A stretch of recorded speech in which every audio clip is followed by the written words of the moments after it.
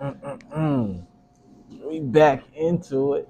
We back into it. So, I want to introduce this topic, right? You're the first one I'm going to do this with, and it's all part of the plan. So, today's topic is looking at where you came from. It's connecting back to your past and the journey you created for yourself. What's your story? So, just so that I have clarity, you wanted me to go all the way back? Let's go. Like from childhood? From the childhood, the struggles of where you came from to where you are now and where you want to go. That's the timeline, and you know what to do. So, Okay, so for me, I am the product of teenage love. mm, mm-hmm, Um, and not to shame them in any way. I mean, it happens, especially in the older days. They had started having kids at a much younger age then. So yeah, I like to tease my parents, and I always tell them I'm the reason why they got married. You're mm-hmm, welcome. mm-hmm. So, You're welcome. but with that, you have to learn how to grow up with your parents because, Yeah, and I mean, and you should know that because I feel like you've had to kind of grow with me. fair amount. Yeah. Yeah. Um. So, and that is just challenging in itself. And then not really coming from a family line that was well to do, was more impoverished, Mm-hmm. poverty and struggle. So my Struggle. dad, he enlisted into the military and, he found a way out for me, my mom, so that we had a chance. Mm-hmm. And for that, I'm grateful for sure. Yeah. I just didn't, I mean, I was 2 years old when I left Alabama and we just kind of settled into Kansas. And my parents got into a church that they really loved and committed Mm-hmm. their lives to. And that path was chosen for me. I didn't choose that path. Yeah. Um, but because that path was chosen for me, it didn't seem out of the norm until I actually had to go to school. Yeah. And my parents, they did pretty good financially, but they weren't like over the top, you Mm-hmm. know. So there were times that I couldn't go to the academy, the church academy. So I always say I had the privilege of going to public school. I feel like it made me a well-rounded person. And yes, it sucked because I went through a time frame where I just didn't fit in the public school because I dressed different, I talked different, I didn't do certain things that other kids were allowed to do. And I didn't feel like I fit in when I went to the church school just Mm-hmm. because I didn't feel like my family was of a status that others were. So I wasn't like a priority friend, you So, know. what got you through that? Um, Fighting. I was angry. I felt like people didn't understand me, people didn't like me, I didn't feel accepted. I never really felt normal anyways in my body. I always felt different. Um, Growing up I would have a lot of outer body experiences and like who do you talk to about that, you Mm-hmm. just become a crazy person. So, was you angry at the world or yourself? I think I was angry at the world in general, not Mm-hmm. necessarily myself, because I couldn't control what was going on my exterior, you know, but I had no self control on what was going on internally either. So Mm-hmm. I just kind of, if you had something to say, that was a fight. Like it just for me, that was my outlet was just fighting. Crash So out bandit. Okay. yeah, I mean, my mom, she definitely loved to have those moments, Yeah. telling those stories about. Oh, wait till y'all hear those. Yeah, those were the days. Yeah. I gave them some grief for sure, Uh huh. but I always feel like it came from a place of just not being understood, Mm-hmm. not having an outlet, not being able to talk about who I was, why I never. I mean, I would literally feel like I was fake, like I wasn't in my body sometimes. Like everything felt fake when I was little. Like numb to it. Yeah, it was strange, and then I would have a lot of dreams and stuff. So some of my dreams were really terrible. So I didn't sleep well at night for probably most of my childhood because I feel like at night time is when everything would heighten for me. And I had to like bottle all of those feelings and emotions and all those experiences that I was having. I was having to just like bottle it up and just keep to myself because no one would understand. And I didn't want to end up in a crazy house, you know? So, but with that, like growing up with my family, because my parents lacked in life in their own growing up, their upbringing, they wanted to make sure that, you know, I had every chance to be successful. So anything that they knew, they taught me and they taught my sister. Yeah. And then any opportunity we had to like take etiquette class, my mom definitely put me in etiquette class like 3 times. Wow. I didn't have a choice. Proper but I etiquette. appreciate it now. You know, I appreciate it because it definitely aids in just like hospitality. It aids in, you know, throwing events and helping people and just being of a certain caliber, being able to sit at the table with people, even if you're not on their same caliber, but to sit there at that table like you are and own that space. Exactly. You know, I'm grateful for that. I hated it when it was happening, but I'm grateful for it now. I know for me, you know, I learned it on my own. Like sometimes, you know, iffy here and there, but for the most part, more people understand that if I'm in the room, it's not like it's weird that I'm in the room. It's like, oh, he's actually supposed to be here. Yeah. You know, so you fit in. Yeah. Yeah. And I feel like that's a very important like talent and trait to have. It is. Because if you don't have that, you can't really network as easy.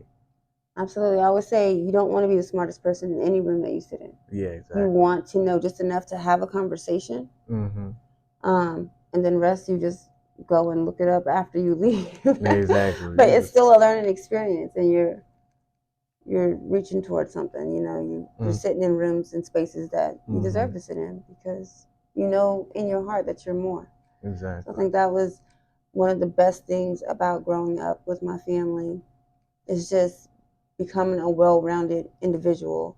Rather society accepted me, a friend group accepted me, you know, it didn't matter. I was equipped. And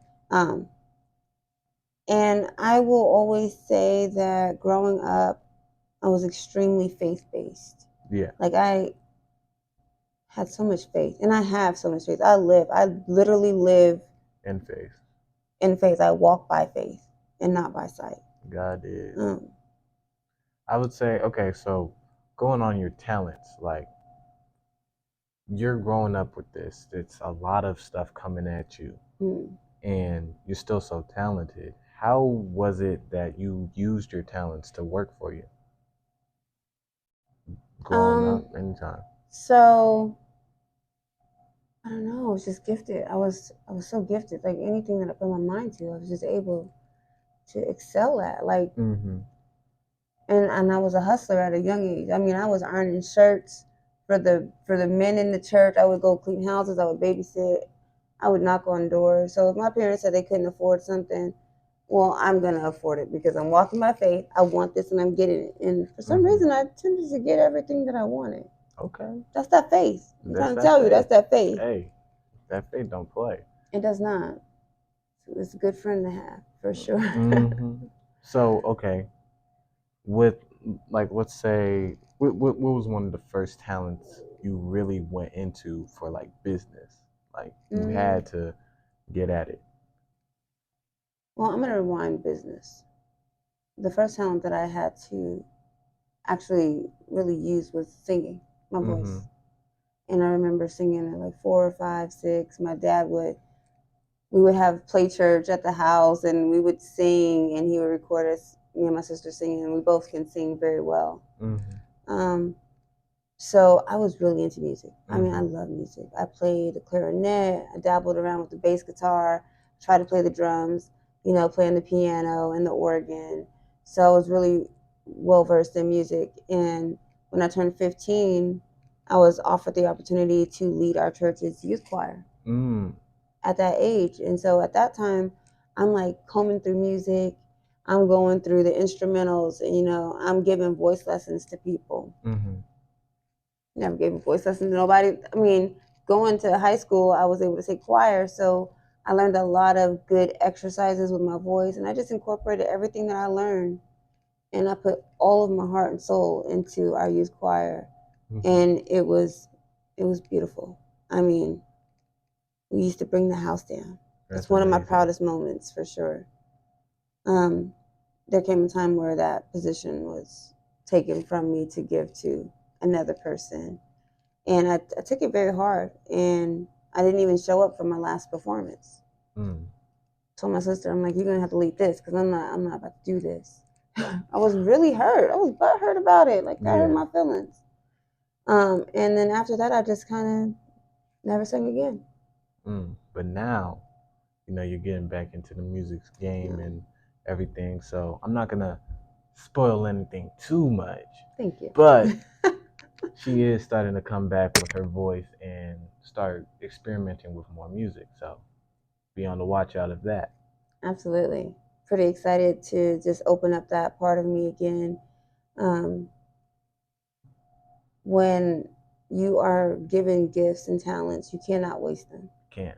Because if you do waste them, they get taken from you. Exactly. So there was a period of time in my life where I couldn't even hold a note for almost like 3 years. Mm. And then I just gave up. I'm just like, I'm not. I Wow. couldn't. It would just break my heart that I could not hold a note. I could sing every tone on the scale. I could go up from alto to soprano to tenor and with ease. Mm-hmm. To not being able to hold a note, like that really shook me up. And me growing up, I've always known you being able to sing. Like you, Auntie Nana sings here and there, but you never really hear it. But for the most part, like growing up around you, you was the singer. Where it's like, oh, they're saying happy birthday, mom, come sing happy birthday and impress everybody. I was seeing that, so knowing that you had a time period where you was like you couldn't even do it for yourself, that's a surprise to me. Yeah, it hurt me. It was a painful moment. But during that time, my sister was really excelling in the music, and I just lived through her. Like it made me so proud of her to just be able to sing.